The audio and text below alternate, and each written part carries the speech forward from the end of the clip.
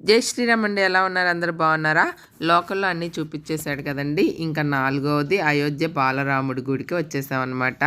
ఇదిగోండి ఆ ప్లేసే మీకు నేను చూపిస్తున్నాను. ఇంక ఇక్కడ నుంచి ఎంత దూరం నడవాలంటే లోపల ఎక్కడో ఉందండి స్వామివారి ఆలయం. అసలు ఎంత దూరం నడిచామో మాకే తెలీదు. ఇంకా అక్కడ ఏమీ లోపలికి తీసుకువెళ్ళడానికి ఉండదండి. అన్నీ కూడా లాకర్ ఉంది. ఆ లాకర్లో చెప్పులు, మనం తీసుకెళ్ళిన బ్యాగులు, గొడుగులు ఏమేమి ఉన్నాయో అన్నీ కూడా వాళ్ళు లాకర్లో పెట్టేసుకుంటున్నారు, వాటర్ బాటిల్తో సహా.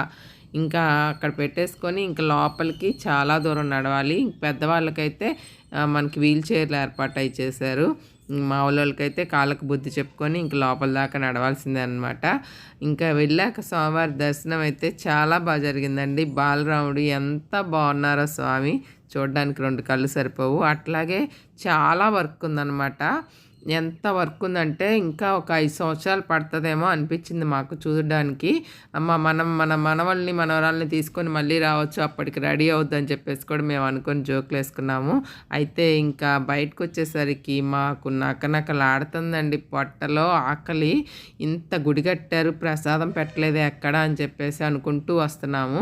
ఒక ప్లేస్లో పెట్టారు, ఇంకా ఆవురావరమంట 2 కప్పులు తీసుకొని తిన్నామండి. ఎంత బాగుందో, అమ్మయ్య అని ప్రాణం లేచి వచ్చిందండి. ఉదయం ఎప్పుడో బయలుదేరాం కదండి, అందుకని చాలా ఆకలేసింది అనమాట.